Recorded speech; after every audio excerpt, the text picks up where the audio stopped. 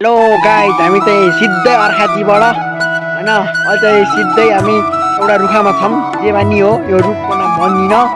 तर फल्ने यस्तो फले हेर्नुहोस् न ए आफै चिन्नुहोस् के रुख हो यसरी टिप्पिन्छ हाल्दै आफ्नै रुख छ सहरमा त किनेर खानुपर्छ गाई हाम्रो त आफ्नै रुख यताबाट यस्तै टिप्पिन्छ यताडी यसरी खाइन्छ